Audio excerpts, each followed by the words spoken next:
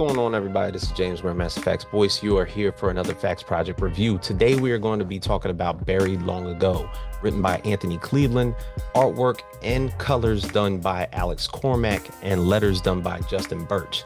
Now, just to put you up to speed, this story is based on true events, historical events, by a young lady by the name of Belle Guinness, who lured dozens of men to her farm and murdered them in order to maintain their money in between the years of 1901 to 1908.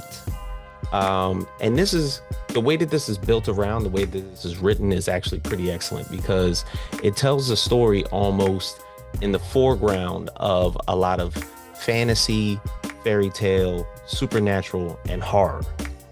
More so from the setting of their three children by the names of Jesse, Ryland, and Hattie. The beginning of this story starts as a fantasy would about a ogress who lives inside of the bark of a tree that calls out with a siren song to lure knights and wielding men to their deaths, all by their song. It's almost like hypnotizing.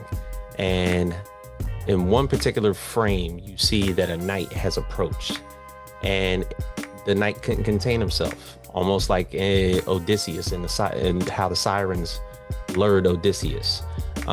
Couldn't maintain himself against the call of the song, and it had a fairy companion that was trying to tell him not to do it. That basically, if you go inside, this ogress is just going to gnaw your bones, and you're going to die. And yet he went anyway.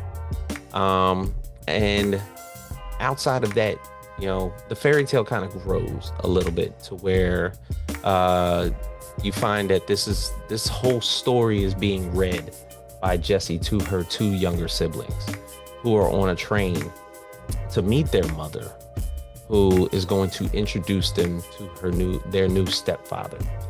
And this poor old sap. The fact that he had no clue as to the intentions of his new bride. You can tell by her demeanor and her stoicness and her directness that she was pretty much nothing to be played with. And she was this way towards her children, and she was almost kind at heart to her new husband. But yet, Jessie, the oldest child, once they got to the farm, she started to see things. Notably, right after dinner, when her mother and her new stepfather started talking to each other in the dining room, she started to see glowing eyes coming out of the window. And startled by it, she goes running upstairs until the sound comes to like a gurgling silence. And then you come to find out that the new stepfather has been bludgeoned to death. And by the quote unquote accidental falling of a meat grinder on the top of this man's head, because his skull and his brains have now been exposed onto the dining room floor. But yet the story and the question remains as to the glowing eyes that were peering through the dining room window. And yet how possibly it correlates to the fairy tale story of the ogress that was told to them through the books that one day wanted to be queen.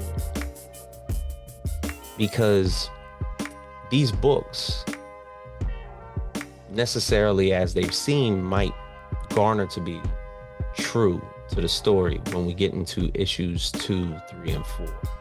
But I like the way that this is playing out.